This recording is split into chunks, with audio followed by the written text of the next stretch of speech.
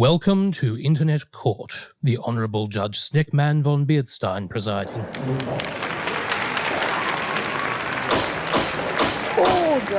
Order! We are here today to witness the case of good taste versus Snek. Standing in his own defense is, H.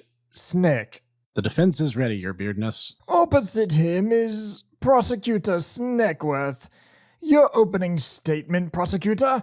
Thank you, your beardness. Today we are assessing the alleged Mr. Hipster Snek's criminal and terminal bad taste. I'm right here, and Hipster Snek is my full name. You don't need to start with that, mister. Also, what's this alleged stuff? I am the... Yes, how pitiable. But what is more pitiable is I have incontrovertible proof that the accused has at one point in his life claimed that Shadow the Hedgehog for the GameCube, PlayStation 2, and Xbox was, and I'm quoting here, a good game.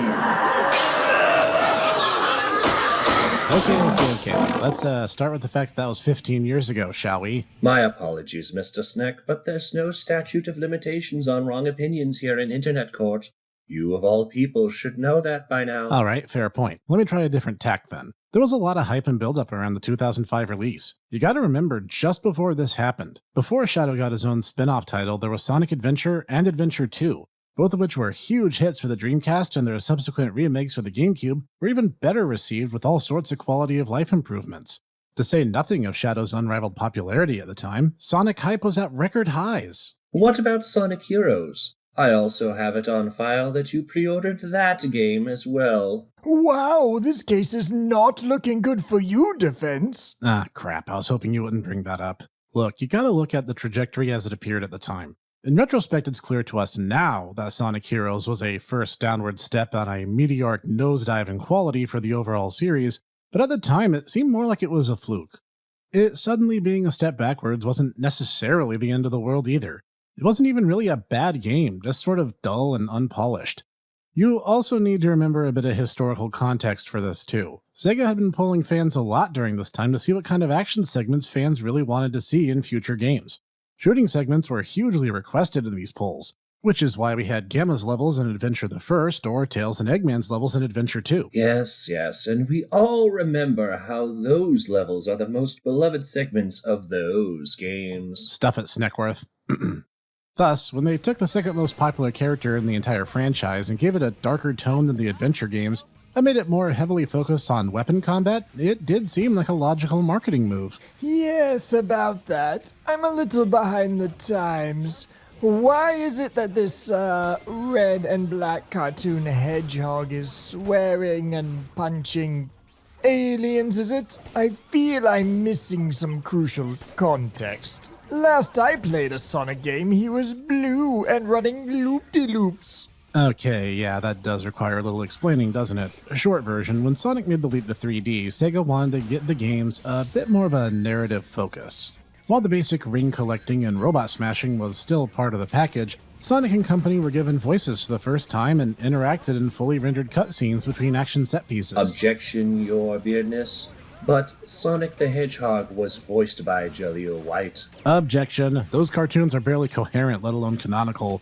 You only like them because you're a furry who likes Sally Acorn. Excuse me, sir, but ought we take this outside? Overruled, you're both idiots. Just get on with it. Oh, right. Anyway, the Adventure titles wanted to raise the stakes, give some real bite to the villainous plotline aside from Eggman stuff some animals inside of robots. You mean Ivo Kintobor, who was transformed into Ivo Robotnik with the Chaos Emeralds, roboticized them. Stuff it, Snekworth. Anyway, these culminated in doomsday scenarios that the heroes were able to defuse at the last second.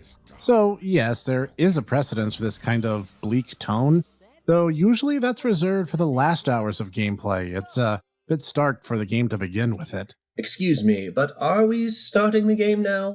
Well, not exactly. There's actually some interesting trivia worth bringing up before you even power the game on. Ooh, what kind of interesting trivia? Well, this game is responsible for a whole new ESRB rating, for one. Might I ask how that is the case? Sega wanted this game to be edgier than the previous titles, so it peppered in some purple alien blood and mild cursing. However, the rating system at the time jumped between E for everybody and T for teen, and there was this kind of frustrating middle ground that was rather nebulously defined. Thus, to resolve the issue that the game specifically caused, the E10 Plus rating was made. Sort of like how the original Star Wars movies got a PG rating because PG-13 didn't exist at the time. That is most definitely interesting, Defense. Let me guess. You're going to regale us with the tale of wonder about how the 4Kids voice cast voiced this game as well. No, you kind of summed that up nicely, actually. You know what they say, the more the merrier. You know what they say, the more the merrier. You know what they say, the more the merrier. But speaking of voices, here's something funny to watch out for in the game's opening cinematic. Shadow, while standing out in the middle of nothing and still reeling from the amnesia plotline Sonic Heroes introduced and did nothing with, meets with an alien starfish thing named Black Doom. Its name is literally Black Doom. That it is. Black Doom tells Shadow that his origins lie with the Black Arms, the race of aliens that arrive by way of the Black Comet, which enters Earth's orbit every 50 years. The naming scheme here makes me uncomfortable. I wouldn't worry, this game doesn't end in riots. Anyway, after Doom delivers his ultimatum requiring Shadow to cooperate with him, Shadow is left to say the line, "Just what was that all about?" Though from the lip syncing, it's very clear he's supposed to be saying the line, "Just what the H was that all about?" And this kind of foreshadows our time spent in the game. Oh, more like 4 shadows over time. Ignoring that as hard as I possibly can, and the game begins. My goodness, we've suddenly suffered an immediate downgrade in graphical quality. Yeah, that is kind of a thing. The pre-rendered cutscenes are actually really sharp looking, and the overall gameplay segments look like Sonic Heroes, but worse. But on the whole, I guess they get the job done. You know on site what you're looking at, and depending on what levels you traverse in any given playthrough, you really can end up with a lot of interesting variations. While the trailers made it look like this game was going to be nothing but ruined cities, there's actually a lot of color and variety. There's some techno-themed levels, ancient ruins, lush forests, factories, and more.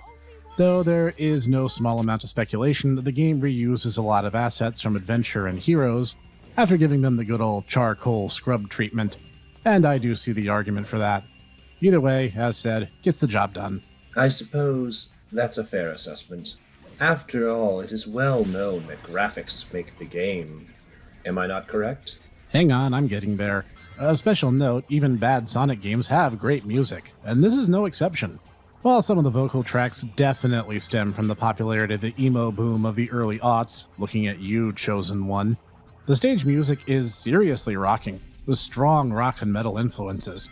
The Hero Path credit scroll song, All Hail Shadow, even appears later in the franchise as the character's main theme song.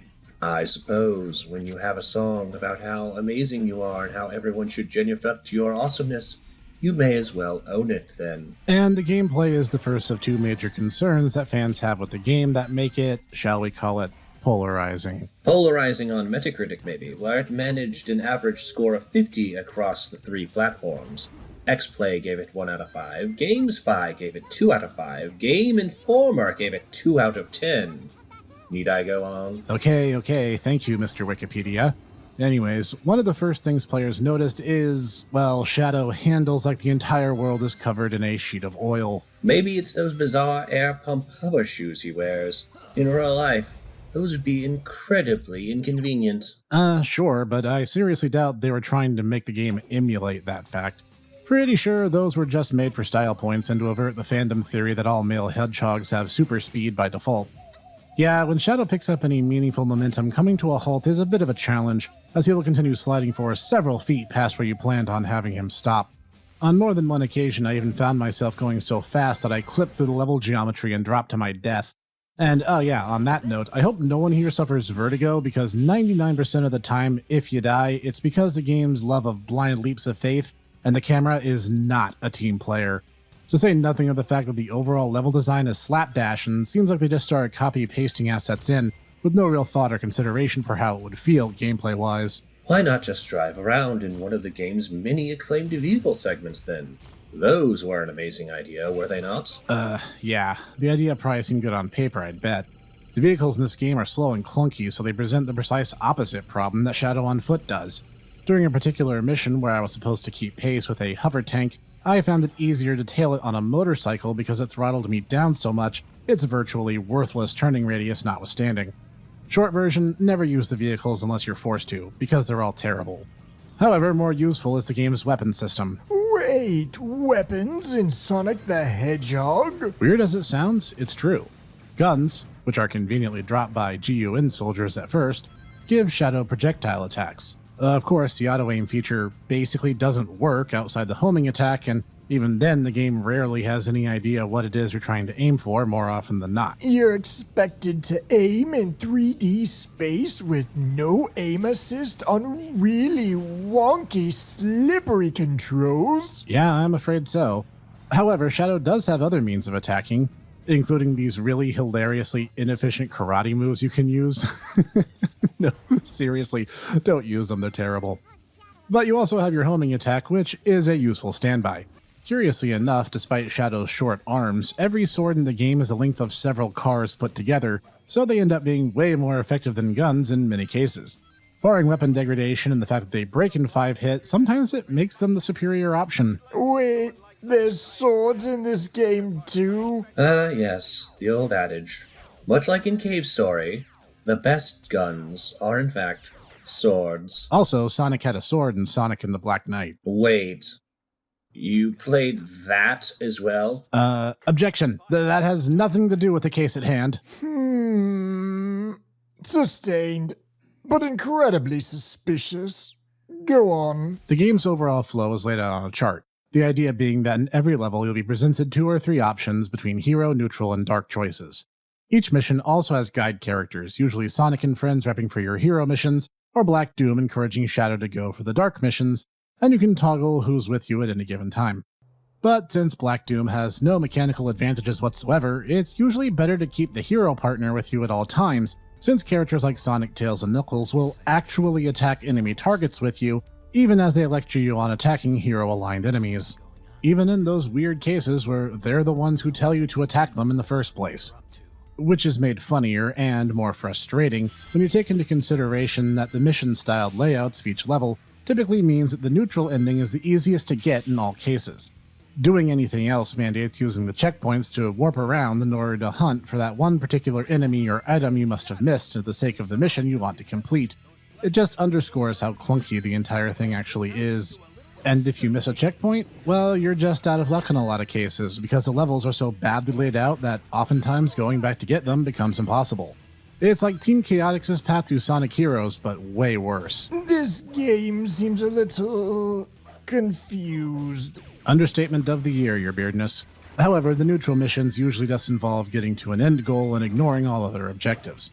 Interestingly enough, they go out of their way to make it so points accumulated for dark missions get subtracted from your total if you complete a hero goal, and vice versa. Might I inquire as to what's so interesting about that? That they still think people give a crap about points? What? They don't? Well, what's the end goal if not a high score? At the end of whatever path you've chosen lies one final level which will branch off into 2 different variant endings. Thus meaning over the course of the main body of the game lies 10 different endings, necessitating 10 unique playthroughs, as once you clear a run, you'll be sent back to the starting level whether you like it or not. Yes, let's see. I'll take redundant redundancy for redundancy's sake for 500, Alex. You don't know the half of it. If you take the true neutral middle path down the chart, both endings awaiting you at the end of that chain are the same ending. And they may as well not be in the game anyway, as the neutral path is also the only set of endings that pretty much won't mesh with any plot progression found in hero or dark missions. Not that continuity is exactly this game's particular strong suit. This begs the question then, what is the game's strong suit? Replayability? Fair point. And for those of you who want a particularly masochistic 100% speedrun challenge, Shadow the Hedgehog is the game for you. You see, not only does the game contain 10 main endings, but every unique path across the chart is treated as its own individual story branch. What? But doesn't that mean there'd be dozens of variations? Try over 320 variations, your beardness. Not just that, but each of them has a unique name in a library, including some of the most delightful purple prose I have ever read in my life.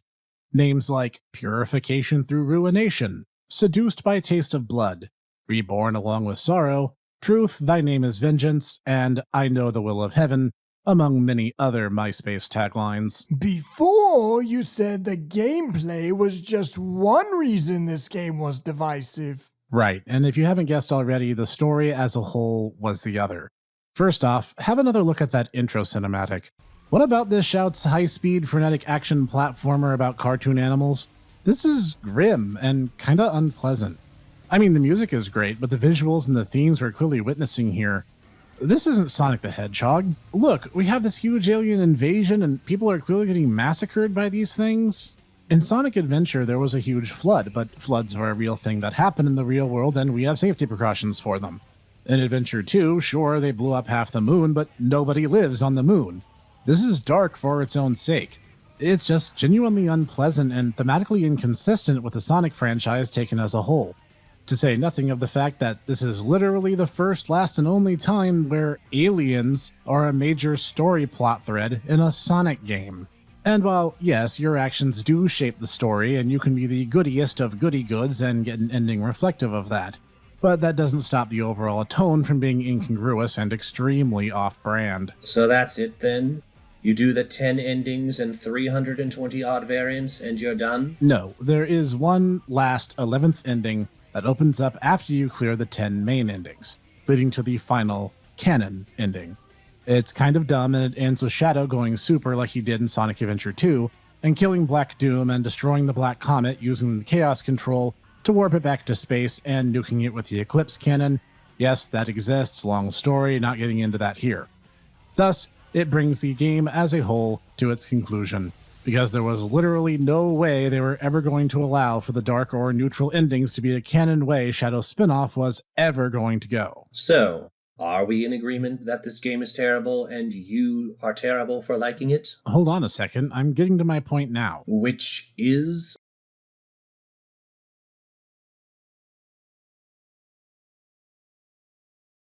Sure, it's not a good game, but what it is a Dadaist masterpiece. Naughty! Look at this game. Consider all the points we've covered so far.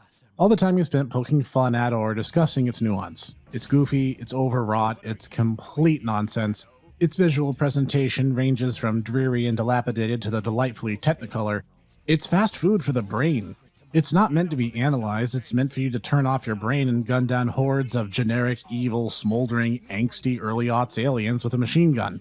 Not because the machine gun is an optimal choice, but because it's fun to do. Come on, seriously, try to describe this game for what it is without laughing at least a little bit. I bet you can't do it. It's just silly. But that's the charm point. It is silly. And isn't that worth talking about, even 15 years after the fact?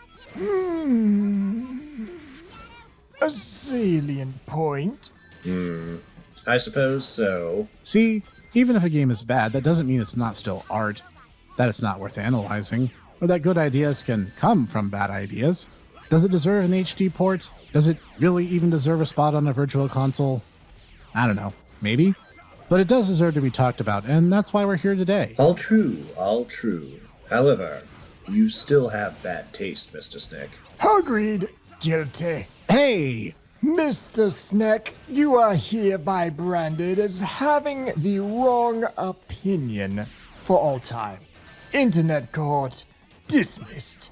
Aw, man.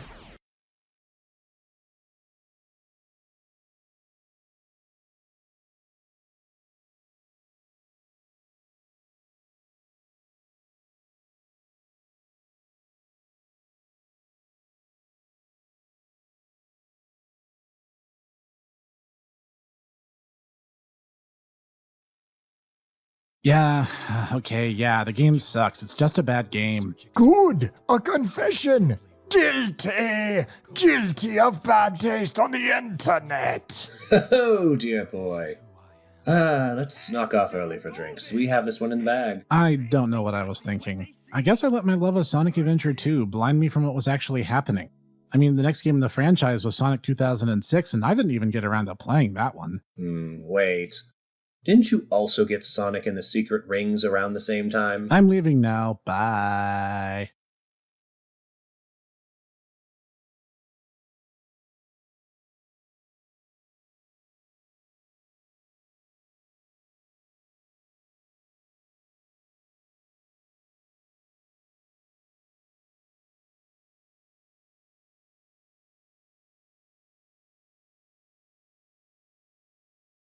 In the end, Shadow the Hedgehog was a rough game, but it is what you take away from it.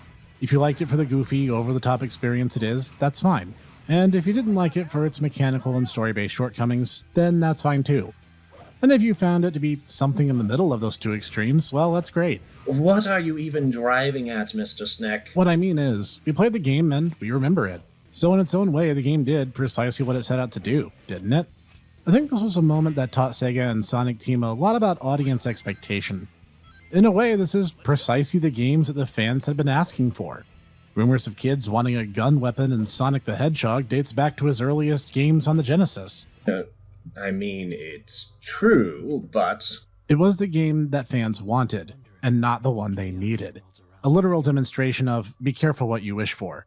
Heck, Shadow's characterization from this game going forward painted him as serious, a real rival for Sonic, but left behind a lot of his baggage. In a way, the game's final closing theme, Never Turn Back, is the final punctuation on Shadow's character arc from these games, both in terms of his story progression and the game treating him as primary focus rather than foil. But it still is bad, though. Oh yes, this game is delightfully terrible. If you want a much more engaging experience with Shadow being the goofy character he was meant to be, I strongly recommend watching the Sonic Boom animated series.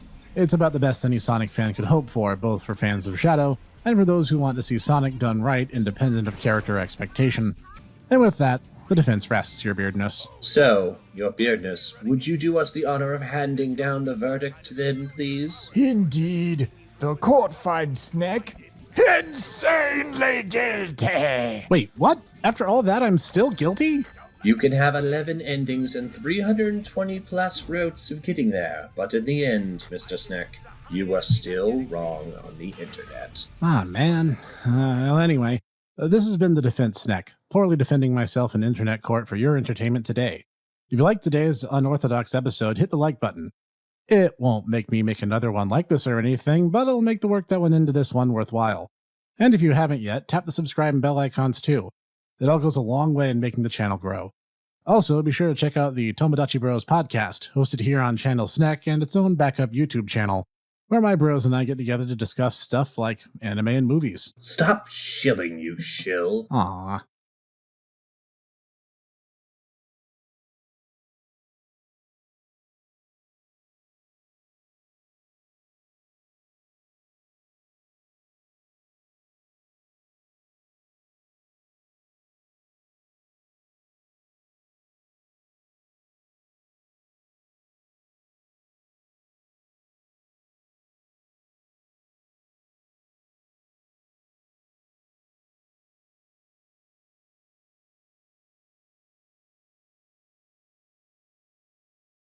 Look, Snek, I'm a prosecutor now, too, and I have a whip. And I'm your little sister and has psychic powers. Nope. So much nope. Oh yeah, happy April Fools, everyone.